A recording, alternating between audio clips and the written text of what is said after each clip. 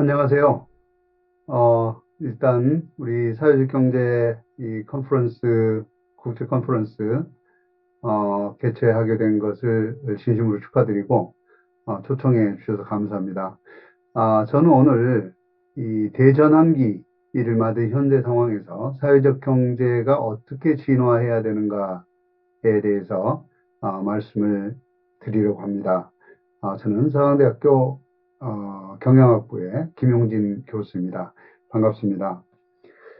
제가 말씀드리려고 하는 내용은 사실은 코비드 19을 빼놓고는 얘기가 시작이 안 될 테니까 이 코비드 19이 우리 사회 경제에 미친 영향이 어떤 것들이 있고 그 중에 핵심인 디지털 변혁과 ESG라고 하는 게 어떻게 이해되어야 하고 기업들은 이러한 디지털 변혁과 ESG 이슈에 대해서 어떻게 대응을 하고 있는지, 그리고 우리 사회적 경제 기업들은 어떻게 대응을 해야 하는지를 중심으로 말씀드리려고 합니다. 여러분들이 다 아시겠지만 2008년 이후에 우리 전 세계는 사실은 뉴 노멀이라고 하는 현상에 봉착을 했습니다. 2008년 이전에 고성장, 고물가, 고이자였던 상황이 저성장, 저물가, 저이자라고 하는 상황으로 바뀌었죠. 이것을 우리는 이제 뉴 노멀이라고 불렀는데 코비드 19이 터지면서 이 다시 뉴 노멀이라는 게 소환이 됐죠. 그런데 이 뉴 노멀의 핵심은 사실은 우리가 뭐 디지털이다, ESG다 뭐 이런 얘기를 하지만 기본적으로는 VUCA라는 말로 적절하게 표현이 될 것이라고 생각이 됩니다. 북한은 변동성, volatility, 변화의 속도가 어마어마하게 빠르다는 거죠. 그리고 두 번째는 불확실성, uncertainty인데, 내일 무슨 일이 어떻게 벌어질지를 잘 모르는 상황이 벌어지고 있습니다. 세 번째는, 이게 굉장히 복잡한 상황이 벌어지기 때문에 의사결정을 할 때 매우 어려워졌다라는 거죠. 다시 말해서 의사결정을 할 때 어마어마하게 많은 요소들을 고민을 해야 한다는 겁니다. 뭐 어떤 사람들은 그런 얘기도 하죠. 뉴욕에서 나비가 날개짓을 하면 북경에서 태풍이 분다. 이 정도까지 우리가 이 세계가 어마어마하게 복잡하게 얽혀 있기 때문에 이 원인과 결과를 찾아내는데 굉장히 힘들다라는 얘기죠. 마지막으로는 모호성, 앰비구어티인데 과거에는 원인과 결과를 우리가 뚜렷하게 알 수 있었어요. 그래서 X를 열심히 하면 Y를 달성할 수 있다. 이런 얘기들을 하곤 했는데 지금은 그 원인과 결과 관계가 매우 모호하다는 겁니다. 그래서 이 사건, 특정한 사건이 벌어졌을 때 우리가 어떻게 그 사건을 이해해야 되는지에 대해서 시간이 굉장히 오래 걸린다는 거죠. 이 코비드 19은 이런 와중에 우리 경제에 결정적인 영향을 미치게 됩니다. 이 코비드 19이 우리 사회 경제에 미친 영향들을 간단하게 살펴보면 일단은 소비자 측면, 기업 측면, 글로벌 측면 이렇게 한번 보겠습니다. 소비자 측면에서는 많은 분들이 지금 하고 계시죠. 비대면 서비스가 급격하게 증가를 하고 있고 이미 그 전에도 진행되어 오던 O2O, 온라인 투 오프라인 또는 오프라인 투 온라인, 다시 말해서 온라인과 오프라인이 결합하는 이런 서비스들의 사용이 급격하게 증가를 하고 있다.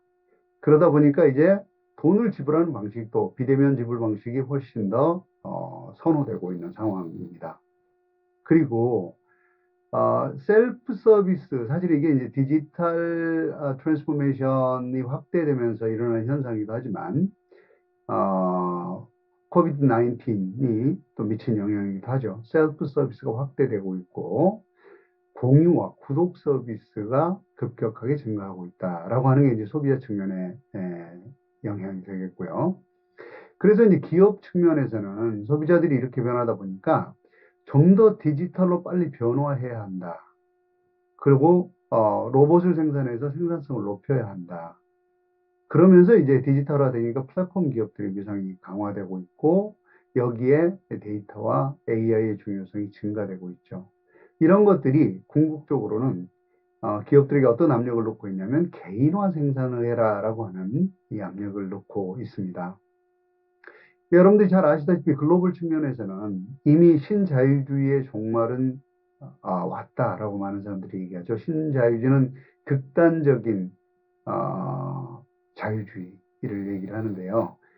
글로벌화 측면에서는 자본의 이동, 그 전에 이제 상품의 이동이 있었고, 그리고 자본의 이동이 있었고, 사람의 이동이 있었는데, 이런 모든 이동들이 자유로워야 한다라고 주장하던 것들이 이제 코비드 19이 오면서 급격하게 식어가고 있습니다. 그러면서 나온 게 자국 보호주의죠. 이 자국 보호주의가 확대되면서 나온 게 글로벌 밸류 체인, 기존에 우리가 쌓아왔던 이 다양한 국가들에서 생산과 물류가 일어나던 이 글로벌 밸류 체인이 해체되면서 재구성이 되는데 거기에는 리쇼어링이라고 하는 현상들이 나타나고 있습니다.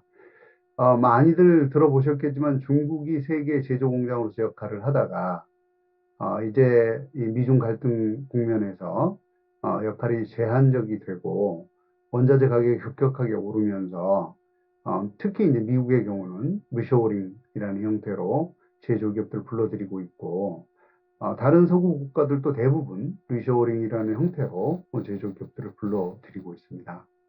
그리고 여기에 실제로 물리적 이동이 어렵기 때문에 디지털 기반의 협력이 증가하고 있다라는 현상들이 나타나고 있죠. 그럼 이게 이제 우리 기업들에게는 단기, 중기, 장기적으로 어떤 영향을 미칠까요? 뭐 기본적으로 여러분 잘 아시다시피 물론 이것은 분야별로 차별화돼서 나타납니다. 하지만 전반적으로는 매출이 감소하고 있고 매출 감소로 인해서 자금난이 심화되고 있고 그러다 보니까 고용 불안이 심화되고 있으면서 구조조정 압력이 굉장히 강화되고 있다 이렇게 볼 수가 있겠죠. 그럼 중기적으로는 어떻게 될 거냐? 결국은 이런 현상들에 대응하기 위해서 생산 프로세스를 효율화해야 된다는 압력이 강해지고 있죠. 그리고 지금 나타나고 있는 ESG에 대한 대응을 신속하게 해야 된다는 측면.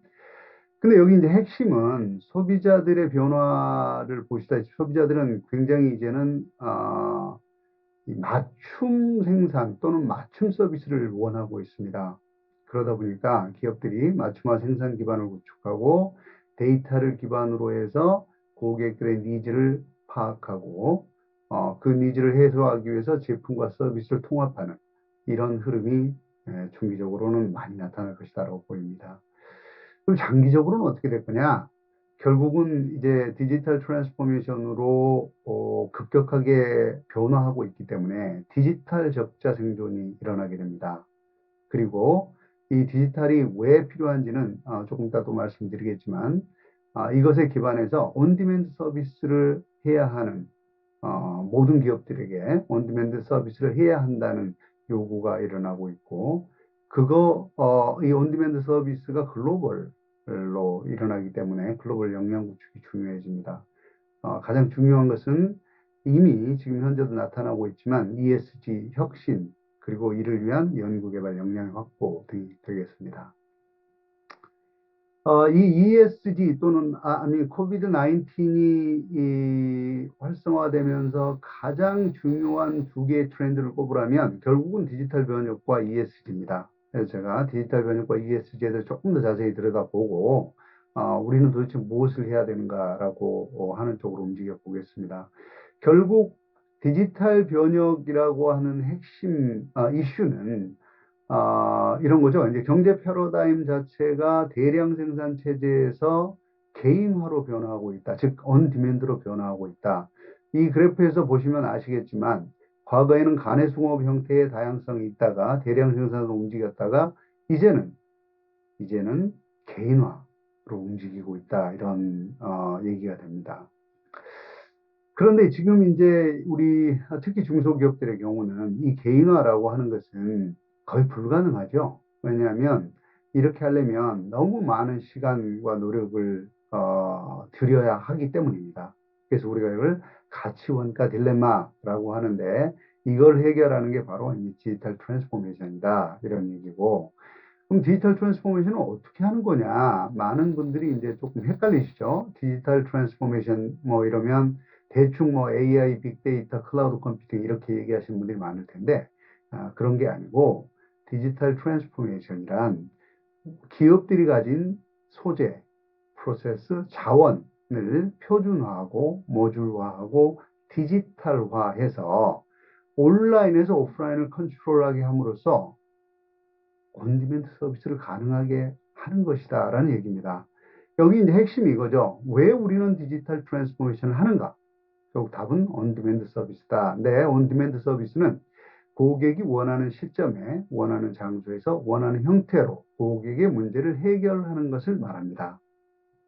결국 아까 제가 말씀드린 이제 장기적 영향은 이 온디맨드 서비스라는 형태로 경제가 움직이기 때문에 이걸 해낼 수 없으면 죽는다.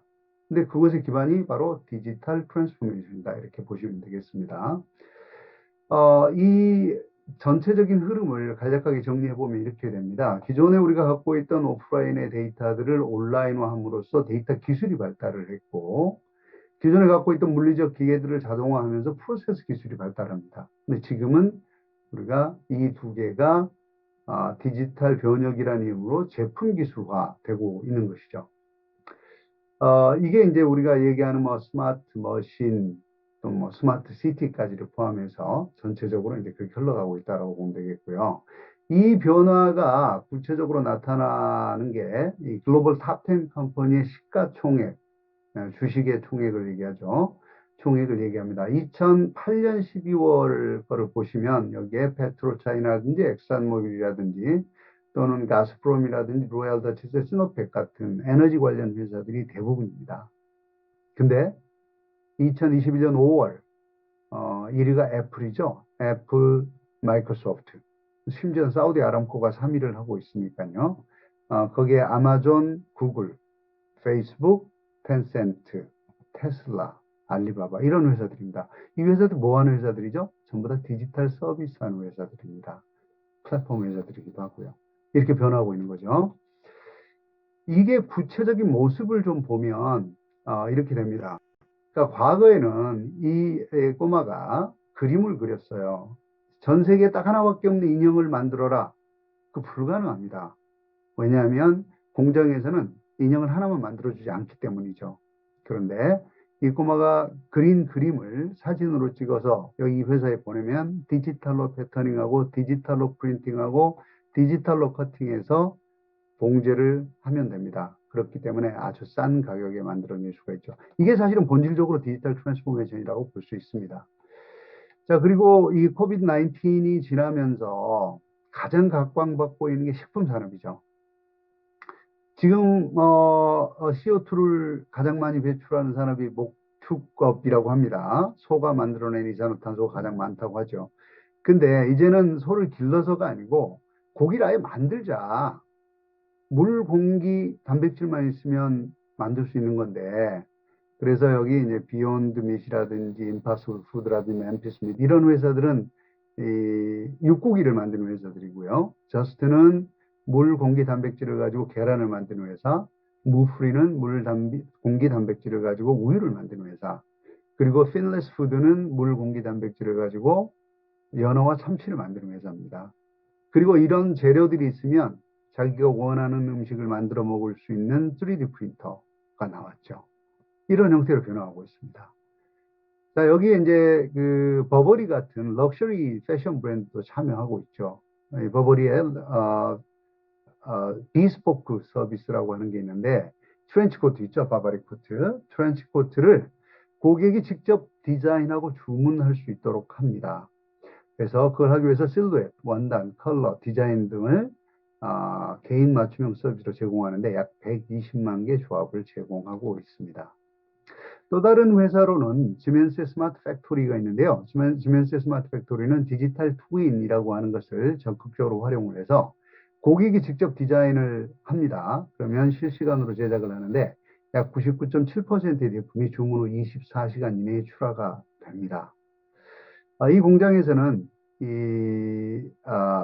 IoT라고 하는 인터넷 오브 띵이죠. IoT라고 하는 걸 적극적으로 활용을 하는데 중요한 것은 이 공장이 1년에 5천 번 정도의 생산 라인 셋업을 바꿉니다. 여러분, 생산 라인 셋업을 바꾼다는 게 무지막지하게 어려운 일이거든요. 그런데 1년에 5천 번, 상상을 초월할 정도로 개인화되어 있다라고 보면 되는데, 거기에 약 1,000가지가 넘는 변형된 제품을 생산을 하고 있습니다. 자, 이렇게 이제 디지털 트랜스포메이션이 결국 밸류 코스트 딜레마, 즉 개인화를 향해서 가는데 코스트를 올리지 않고도 가능하도록 만들어주는 이런 역할을 하고 있다면, ESG는 이 코비드 19으로 인해서 환경, 기후 변화의 중요성이 조금 더 강조가 되고 있죠. 그래서 2016년 파리 협정 이후에 각국 정부가 2050년까지 넷제로를 하겠다. 즉 탄소의 배출과 흡수를 맞춰서 0을 만들겠다라고 하는 목표를 세우고 있고, 우리나라도 이미 2030년 40%의 탄소 온실가스를 줄임으로써 이 넷제로 2050년 넷제로를 달성하겠다는 전략을 내놓고 있습니다. 그리고 투자자들은 이미 온실가스를 배출하는 ESG에 투자를 적극적으로 하고 있죠. 글로벌 투자 동향을 보면 2016년에 약 7.8조 달러였던 게 2019년에는 약 13.8조 달러, 즉 20.8%가 증가를 했는데요. 이게 단순히 미국이나 유럽 국가뿐만이 아니고 전 세계적으로 공통되게 나타나는 현상입니다. 그래서 2016년부터 19년까지 약 3년간 연평균 21%의 급격하게 성장을 하는 구조를 보입니다. 여기는 공적 기금과 기관 투자자가 주도적 역할을 하고 있는데, 결국 기업들이 지금 하고 있는 이유는 돈이 움직였기 때문이죠. 근데 이제 재밌게도 어떤 현상이 나타나고 있냐면 네거티브 스크리닝, 즉 ESG 활동을 안 하는 회사는 우리 투자 안 하겠어 라고 하는 게 가장 큽니다. 그리고 늘어나고 있는 게 이 포지티브 스크리닝, ESG 투자를 잘하고 있는 회사에 투자를 하겠다. 그리고 여기에 이제 통합 전략이 강하게 지지를 받고 있습니다. 그럼 뭘 하는 거냐? 결국 환경, 사회, 거버넌스라고 하는 이슈를 다루는데, 환경 입장에서 보면 기후변화, 즉 온실가스 대응, 그리고 자연 자본의 확보, 회복, 물이라든지 생물 다양성 같은 것들, 오염과 폐기물 관리. 그런데 여기 재밌는 건 새로운 사업 기회들이 마구 나오고 있다는 겁니다. 사회적 이슈로는 인적 자본은 어떻게 육성을 할 것이냐, 제품 안전성은 어떻게 확보할 것이냐, 이해관계자들은 어떻게 대응하고 포용성은 어떻게 확보할 것이냐라는 이슈들에 대한 대응이 필요하겠고요. 가버넌스 입장에서 본다면 지배구조의 투명성, 부패와 불안정성을 없애는 이슈, 반독점, 불공정 거래를 회피하는 이슈, 이런 이슈들이 핵심 이슈가 되고 있습니다. 근데 여러분들도 뻔히 아시겠지만 이 ESG 투자를 하면 가장 중요한 게 과연 우리가 ESG 투자를 하면 기업 퍼포먼스가 높아지는 거냐라는 거에 대한 고민이죠. 실제로 현재 나오고 있는 리포트들을 보면 ESG 투자를 잘하는 기업들의 퍼포먼스가 높다라고 하는 결과들이 나오고 있습니다. 그 다음에 이제 중요한 거는 이 보고서들, ESG 관련된 보고서의 투명성과 자료 체계의 정합성이라고 하는 문제, 이 문제들이 이제 중요한 이슈고, 그리고 코스트, 비용이 중요한 이슈로 부각이 되고 있습니다. 자, 그래서 전반적으로 이렇게 디지털로 변혁이 되고 있고 ESG가 중요한 이슈가 되는데, 기업들은 뭐 어떻게 해야 되는 거냐? 저는 한 5가지 정도를 우리 기업들이 추구해야 된다고 봅니다. 가장 기본적인 것은 이 ESG 혁신과 디지털 변혁을 중심으로 한 데이터 기반의 비즈니스 모델 혁신이라고 하는 게 우리 기업들이 한마디로 요약하자면 그렇게 해야 된다는 거고요. 근데 이거는 기업이 혼자 할 수 없기 때문에 파트너십 전략이 매우 중요합니다. 누구랑 같이 할 것이냐. 대기업들의 경우는 선도적 투자를 하고 있죠. 그리고 M&A를 통해서 사업 구조 조정도 하고 있고요. 여기에 이제 빅테크 기업들은 아까 말씀드린 이제 대규모 플랫폼 기업들은 이 독점으로 가고 있는 현상까지 나타나고 있습니다. 반면에 중소기업들은 투자가 안 되고 있죠. 뭐 디지털뿐만 아니고 ESG 마찬가지죠. 그리고 주요 시장에 대한 투자도 미흡합니다. 그러다 보니까 경쟁력을 상실해서 M&A 투자 대상으로서도 매력을 상실해 가고 있는 상황. 이런 상황이라고 보시면 됩니다. 특히 우리 사회적 경제 입장에서 두 가지 이슈가 발생을 합니다. 하나는 아까 말씀드린 가치 원가 딜레마죠. 내가 온디맨드로 가려고 하는데 이게 그러다 보니까 비용이 너무 많이 들어요. ESG를 하려고 하는데 비용이 너무 많이 들어요. 이 문제를 도대체 어떻게 해결해야 하는가라고 하는 이슈가 하나 있고, 두 번째는 이제 그 이슈와 맞물리는 건데, 우리 사회적 경제 기업들의 경우는 규모가 영세합니다. 해서 규모의 비경제성, 뭐, 이 규모가 작기 때문에 할 수 없는 일들이 많죠. 디지털 변혁이라든 ESG 또는 글로벌화 할 수 있는 역량이 없다. 범위의 경제도 없습니다. 사실 디지털은 규모의 경제뿐만이 아니고 범위의 경제가 매우 중요합니다. 이게 아마 롱테일 이론 뭐 이런 데서 많이 보셨겠지만, 비즈니스 모델이 단순해요. 그 다음에 협력, 기업들 간 협력, 사회적 경제 기업들 간 협력을 하려도 협력할 방법이 많지가 않습니다. 이런 상황이 좀 돼 있다. 그래서 이제 어떤 문제가 발생을 하냐면, 일단 사회적 약자들의 소외와 불평등이 심각해지고, 빈익빈 부익부, 그리고 중산층의 실종이 발생을 합니다. 그러다 보니까 경제, 정치, 사회적 불안정성이 확대되는 이 문제점을 안게 되죠. 그럼 어떻게 해결해야 되느냐? 이 기업들의 경우 적극적 혁신과 대응이 필요합니다. 근데 아까 말씀드린 대로 이건 대기업들은 가능하겠지만 이 사회적 경제와 같은 영역은 매우 어렵습니다. 근데 재밌게도 정부 실패와 시장 실패의 대안으로서 공공성과 민주성, 자치성을 가진 사회의 인볼브가 중요하다라고 제임스 캐머런이 2010년에 공표를 했죠. 이걸 우리는 빅 소사이어티라고 합니다. 그래서 결국 뭐냐면 공동체성을 어떻게 회복을 할 것이냐, 그리고 그 안에서 사회적 경제가 어떤 역할을 할 것이냐에 대한 고민이 매우 중요해졌다. 이런 얘기입니다. 그럼 여기서 사회적 경제 입장에서 공동체성이란 어떻게 이해를 할 수가 있겠느냐? 저는 사실은 이게 네트워크 협력이라는 형태, 이거는 초기의 형태입니다. 내가 필요로 하는 제품, 서비스, 기술을 개발을 하기 위해서 누구와 협력해서 어떻게 그것을 만들어내느냐를 보는 게 네트워크 협력이고요. 이 네트워크 협력이 공고화돼서 한 몸이 되는 것, 이것을 협동조합 형태라고 봅니다. 이렇게 되면 결국 아까 말씀드린 범위의 경제라든지 규모의 경제에서 나타나는 이 문제점들을 해결할 수가 있겠고, 보다 자유롭게 브랜드 아이덴티티를 만들어냄으로써 경쟁력을 가질 수가 있겠죠. 그리고 거기에 단체 교섭력과 지식 서비스를 활용할 수 있는 역량까지 생긴다. 이런 얘기인데요. 제가 간단하게 프랑스 상업협동조합 예를 좀 들어보겠습니다. 뭐 너무나 잘 아시겠지만 지금 프랑스에서는 이제 프랑스 소매업 시장에 약 30개 이상의 다양한 분야에서 이 상업협동조합 활동을 하고 있습니다. GDP의 전체 7% 정도를 차지하고 있는데요. 전체 사회적 경제는 약 10%, 11% 정도 되는데 상업협동조합 말씀드리는 겁니다. 그래서 89개 상업협동조합이 약 3만 1,574개의 자영업자와 소기업 조합원을 포함을 하고 있고 153개 브랜드를 관리를 하고 있습니다. 그런데 재밌는 것은 우리가 경제 위기가 아닌 상황, 경제 위기, 어떤 상황을 가정하더라도 사회적 경제는 사실은 일반 프랜차이즈보다 훨씬 더 안정적으로 성장을 하고 있다는 걸 보실 수 있고, 이 경제 위기 와중에도 이 사회적 경제의 고용 인원과 점포 수는 지속적으로 증가하고 있다라고 하는 겁니다. 자, 결론을 말씀을 드리겠습니다. 뭐를 해야 되는 거냐? 지금 우리한테 당면한 과제는 기본적으로 디지털 기술을 활용한 ESG 혁신이라고 하는 게 필요하다. 즉, 궁극적 목적은 온디맨드 서비스를 하는 겁니다.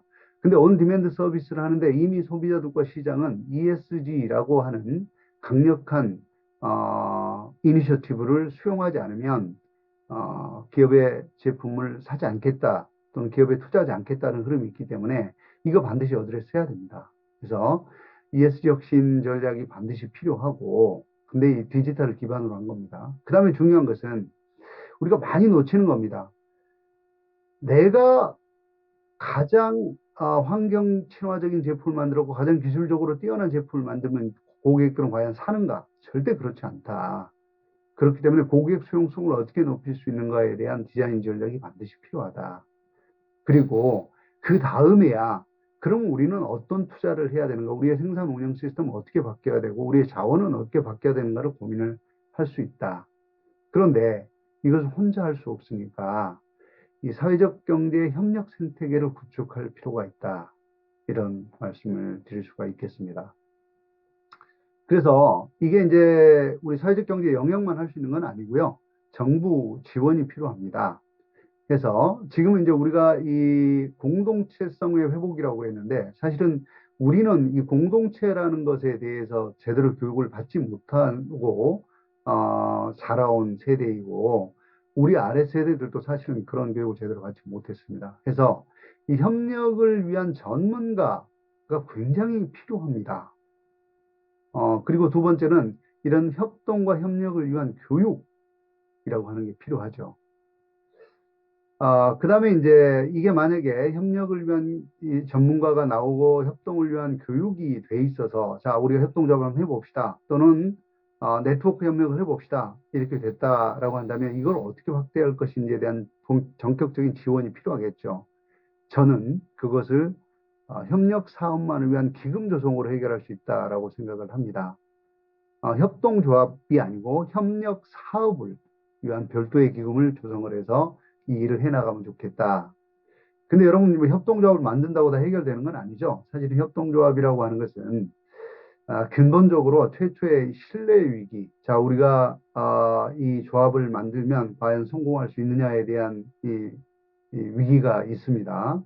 그 다음에 이제 이 신뢰를 다 획득을 했다. 그래서 경영을 하는데 과연 이 협동조합을 했을 때 경영이 제대로 될 거냐, 결국 우리가 제대로 운영할 수 있을 거냐라고 하는 이제 문제가 발생을 하고 또 돈을 많이 벌게 되면 협동조합이 해체되는 수가 발생을 합니다. 그래서 이런 것들에 대한 고민이 많이 필요하다는 거죠. 요약을 하면 결국 우리가 지금 살고 있는 세상은 디지털로 급격하게 바뀌고 있는데 이 디지털로 바뀌고 있는 가장 중요한 배경에는 소비자들의 온디맨드 요구, 다시 말해서 내가 원하는 시간에 원하는 장소에서 원하는 형태로 내 문제를 풀어달라는 요구가 강력하다라는 것. 그런데 여기에 하나 더 얹어서 이제는 기존에 우리가 자원을 사용하던 기존에 우리가 사회를 대하던 태도와는 다른 지속 가능한 성장이라고 하는 것이 핵심 화두가 돼 있고 환경적 이슈를 어드레스하지 않으면 기업이 죽는다. 사회적 이슈를 어드레스하자면 기업이 죽는다. 우리의 거버넌스 좀 더 투명하고 공정해야 한다. 이런 요구들이 지금 나오고 있습니다. 근데 이것을 개별 기업이, 개별 사회적 경제 기업이 할 수 없습니다. 워낙 규모도 작고 역량도 부족하기 때문에. 그래서 저는 작은 것들이 모여야 힘이 된다. 그리고 이 작은 것들이 모였을 때 좀 더 효과적으로 규모의 경제와 범위의 경제를 활용할 수 있고 브랜드 아이덴티티를 만들어낼 수 있고 협상력도 키울 수 있다. 그런데 이게 협동조합만 된다고 되는 건 아니고 이 협동을 통해서 새로운 사회적 경제를 만들어 나가기 위해서는 보다 강한 이 결속력을 만들어낼 수 있는 투자가 많이 필요하다. 네. 이렇게 말씀을 마치도록 하겠습니다. 경청해 주셔서 감사합니다.